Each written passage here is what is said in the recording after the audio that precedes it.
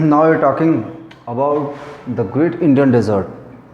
Great Indian Desert का इसको जो है हम थार का मरुस्थल भी कहते हैं. It's also known as the name of Thar. एक सबसे बड़ी जो स्पेशलिटी है या इसका जो फीचर है वो ये है कि ये दुनिया में सबसे ज़्यादा डेंसली पॉपुलस डेजर्ट है. मतलब दुनिया में कोई भी ऐसा डेजर्ट नहीं है जो इतना ज़्यादा पॉपुलस हो. उसकी जनसंख्या का जो घनत्व है, डेंसिटी है, वो दुनिया में सारे डेजर्ट से ज़्यादा है. अब इसके लोकेशन के बारे में बात कर लें कि इसका लोकेशन जो है, ये जो अरावली है इसके वेस्टर्न मार्जिन पे है. ठीक है, मतलब इसके अरावली के पश्चिम में है ये वाला रीजन.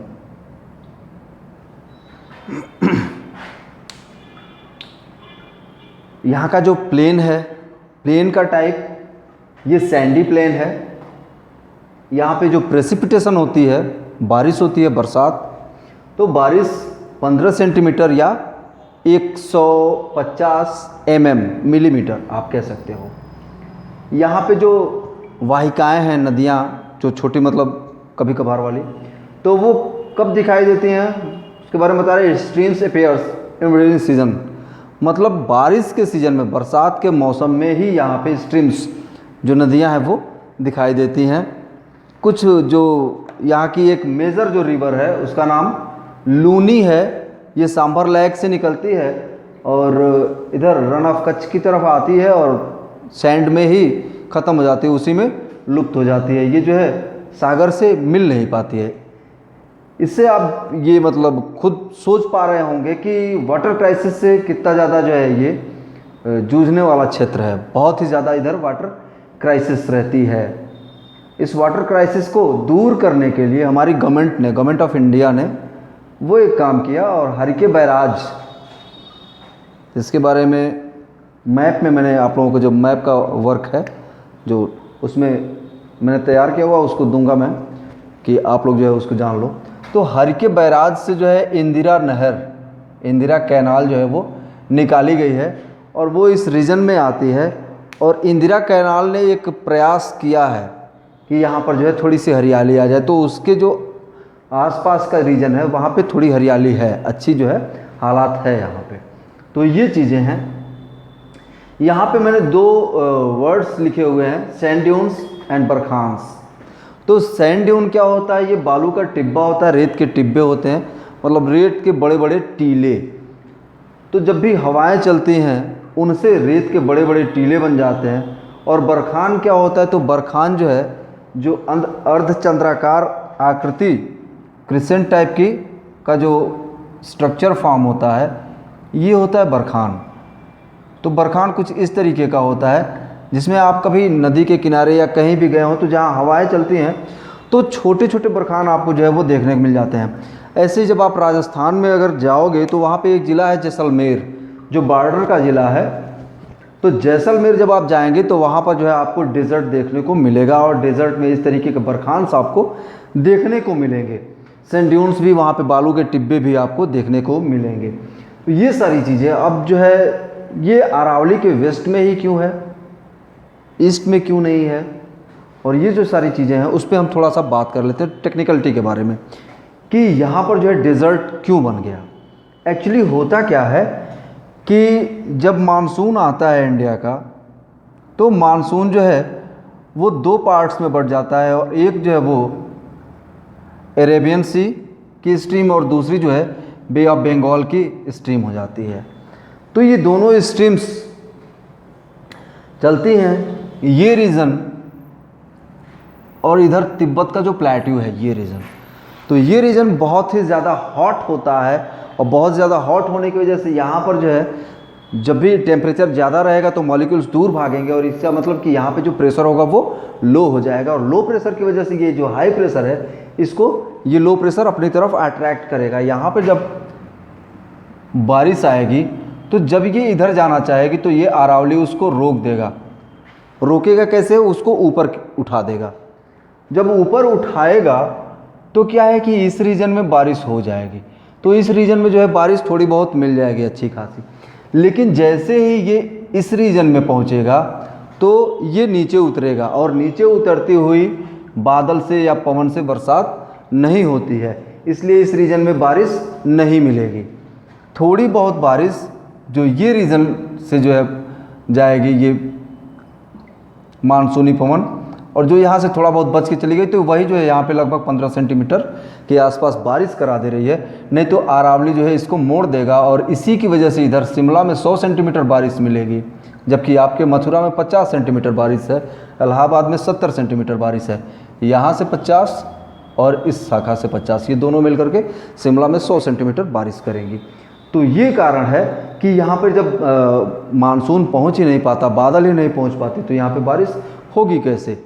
दूसरी चीज़ ये कि यहाँ पे बारिश का एक और चीज़ है कि जब वेस्टर्ली डिस्टर्बेंस होता है तो उस टाइम मतलब सर्दियों की जो बारिश होती है तो वो बारिश यहाँ पे मिल जाएगी, वो बारिश यहाँ मिलेगी और इस रीजन में भी वो बारिश आती जाती, तो जैसे जैसे आएगी वैसे वैसे कम होती जाएगी। यही है कि सर्दियों की जो बारिश होती है वो बहुत कम होती है, बहुत ज़्यादा उसका ड्यूरेशन नहीं होता है, इस वजह से यहाँ पे बारिश कम होती है। और जब भी बारिश कम होगी और जो वाष्पोत्सर्जन है, वाष्प का निकलना है, वो ज़्यादा होगा तो उस रीजन में डेजर्ट पाया जाएगा। और यही जो है डेजर्ट की डिफिनेशन होती है कि a place where the precipitation is less than the transevaporation is known as deserts. ठीक है, तो ये डेजर्ट होता है। तो हम देख रहे हैं कि यहाँ पे जो है सैंडी प्लेन भी है। सैंड जो है वो क्या करता है, बहुत ही जल्दी गर्म और बहुत ही जल्दी ठंडा हो जाता है।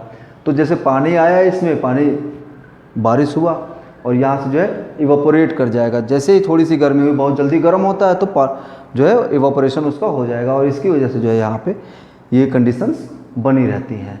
तो ये जो है हमारा इंडियन डेजर्ट है। इसके बाद हम बात करते हैं कोस्टल प्लेन्स की और आइलैंड्स की। तो कोस्टल प्लेन्स की बात करें तो कोस्टल प्लेन में इंडिया में आप देखोगे तो दो ही कोस्ट हैं, एक ईस्टर्न है और एक वेस्टर्न है। तो ये दोनों कोस्ट में अभी जैसे मैंने बताया था आपको थोड़ी देर पहले इसके पिछले वाले वीडियो में कि ये जो रीजन है, ये रीजन में जो है आपको प्लेन मिलेगा। इधर जो है नदियाँ जा रही हैं और नदियों से जो है इधर डेल्टा बन रहा है। The reverse flow towards eastern part of our country and they form deltas near the Bay of Bengal, and these type of deltas make plains that are those are very fertile। तो इधर जो planes हैं, जो deltas हैं, वो बहुत ही ज़्यादा fertile हैं और बहुत ही ज़्यादा फर्टाइल माना जाता है कावेरी का डेल्टा। जैसे हम स्ट्रीम पढ़ते हैं तो उसमें दिया हुआ है कि जहाँ पे एक हाथी बैठ जाए इतनी ज़मीन में खेती करने पर जो है, मतलब एक हाथी के रहने भर की जो जगह होती है उतनी खेती में एक आदमी आराम से जी सकता है। तो ये माना जाता है कि वो बहुत ही ज़्यादा फर्टाइल डेल्टा है। फिर इधर का जो रीजन होगा, यहाँ पे आप देखोगे तो जो भी नदियाँ निकलती हैं वो बहुत ही तेज़ी से चली जाती हैं अरेबियन सी में और ये एस्चुरी फॉर्म करती हैं, ये डेल्टा नहीं बनाती हैं। तो फिर इधर का प्लेन कैसे बना? तो इधर का प्लेन जो है बहुत ज़्यादा चौड़ा नहीं होगा, लेकिन ये प्लेन जो है वो बनेगा जो सैंड और इस तरीके की जो भी मतलब एलुवियम जो सी वेव्स के थ्रू यहाँ पे आ जाए, तो इससे जो है इधर प्लेन फॉर्म होगा। और ये जो है इसके मतलब जो ईस्टर्न कोस्ट पे है प्लेन, उसके मुकाबले ये कम फर्टाइल होगा। साथ ही आप देखोगे तो जो इधर केरला वगैरह का है तो इधर जो है सॉइल टाइप लेटेराइट है, क्योंकि यहाँ पे बारिश बहुत ज़्यादा होती है और ये सारी चीज़ें, तो इसकी वजह से यहाँ पे जो है जो भी फार्मिंग होगी उसमें काजू है, इलायची है, तो रबर है, मसाले और ये जो मतलब कैश क्रॉप्स हैं या गार्डनिंग क्रॉप्स हैं, ये जो है इधर अच्छी हो जाएंगी। तो ये सारी चीज़ें इधर होंगी। तो ये जो है हमारे कोस्टल प्लेन्स हैं जो वेस्टर्न और ईस्टर्न घाट के अलॉन्ग पाए जाते हैं। और इनके कुछ नाम हैं, जैसे ये जो रीजन है केरला से लिए हुए और कर्नाटका के कुछ हिस्से तक, इसको मालाबार बोलते हैं।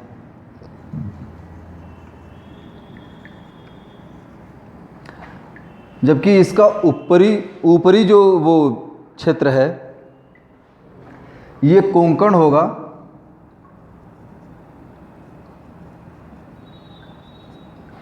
कोंकण। और इसके ऊपर आप जाओगे तो सौराष्ट्र का रीजन होगा।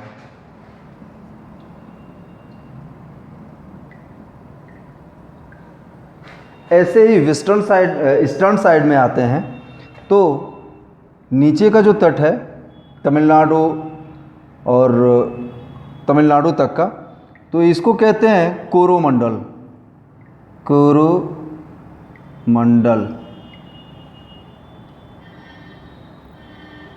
और इसके ऊपर जो आंध्रा, उड़ीसा, ये जो है उत्तरी सरकार या नदर्न सरकार,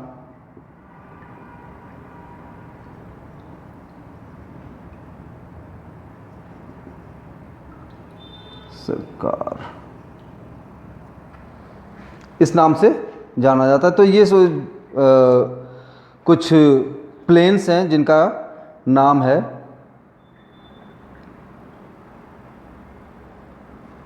सरकार, सी ही रहेगा ये। तो इसके बाद से हम आइलैंड्स की बात करें तो जो हमारा इंडियन पेनिनसुला है, इंडियन पेनिनसुला के दोनों साइड, एक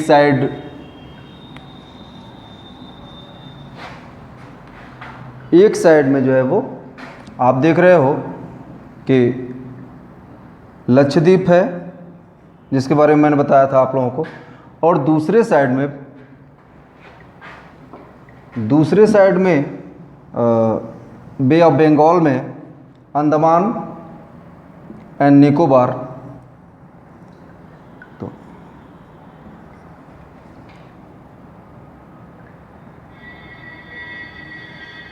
ये आइलैंड्स हैं।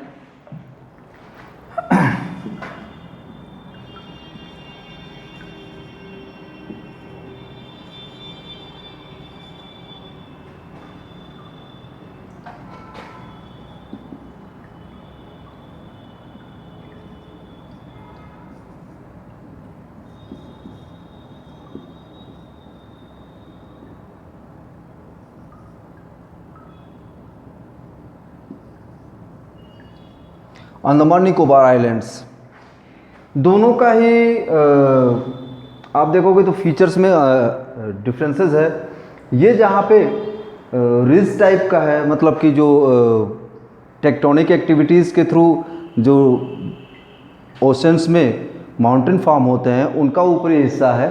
तो वहीं जो लक्षद्वीप है ये एटॉल टाइप का है। एटॉल टाइप ऐसे आइलैंड्स होते हैं जो कोरल रीफ्स होती हैं या कोरल्स होते हैं उनके द्वारा फॉर्म किए जाते हैं। कोरल जो है एक तरीके का जीव होता है, निडेरियन होता है, और ये अपने मरने के बाद से कैल्शियम छोड़ता जाता है, तो और उसके ऊपर जो है उसकी वंशावली और आगे बढ़ती जाती है। तो इस तरीके से एक आइलैंड जो है वो जो सी है या ओशन है वहाँ पे फॉर्म करता जाता है। तो इस तरीके से जो लक्षद्वीप हैं ये एटॉल टाइप ऑफ आइलैंड्स हैं, और जबकि वहीं पर जो अंडमान एंड निकोबार है तो ये आप देखोगे तो वोल्केनिक इरप्शंस भी यहाँ पे दो वोल्केनोज पाए जाते हैं इंडिया के। एक का नाम है नारकोंडम और दूसरे का नाम बैरन आइलैंड। तो बैरन और नारकोंडम, जैसे ये नारकोंडम और यहाँ पे बैरन, तो ये जो है आप लोगों के दिमाग में होना चाहिए कि ये दो जो है ज्वालामुखी हैं, जिसमें से जो बैरन आइलैंड है वो मतलब हमेशा उसमें से लावा वगैरह निकलता रहता है। तो इस टाइप के वो वोल्केनो है। तो इस तरीके से हम देख रहे हैं कि जो आइलैंड्स हैं हमारे पास वो भी दो टाइप के हैं। एक जो है वो टेक्टोनिक एक्टिविटी से और दूसरा जो है वो एटॉल टाइप है। तो ये जो पॉलिप्स हैं या कोरल्स हैं, कोरल्स के द्वारा जो है बनाया गया है। एक चीज़ और कि यहाँ पर जो है वो एग्रीकल्चर हो सकता है, लेकिन ये जो है एग्रीकल्चर के लिए सपोर्टिव नहीं है। तो यहाँ के लोग मेनली आप देखोगे तो टूरिज़्म और साथ ही जो है फिश कैचिंग यहाँ के लोगों का मुख्य रोज़गार होगा। जबकि यहाँ पर काफ़ी हरियाली है और यहाँ आपको बहुत सारी जनजातियाँ देखने को मिलती हैं। जैसे आप 1 या 2 साल पहले खबर आई थी कि सेंटलीज पे कोई अमेरिकी गया था और उसको लोगों ने तीर से मार दिया था। तो यहाँ पे बहुत सारी जो है जनजातियाँ हैं जिनमें कहीं पर आपको जाना अलाउ रहता है और कहीं पे वो इतनी खूंखार है कि वहाँ पे जाना अलाउ नहीं। तो ये सारी चीज़ें जो है इनके बारे में जानकारियाँ थी और ये जो है हमारा आज कंप्लीट हो जाता है। इसके साथ ही इंडिया का जो है फिज़िकल फीचर, और फिर मिलते हैं नेक्स्ट वीडियो में। कोई भी प्रॉब्लम हो, कोई भी आप लोगों को ये लगे कि मतलब कोई जानकारी रह गई है तो आप उसको पूछ सकते हैं कमेंट सेक्शन में कमेंट करके।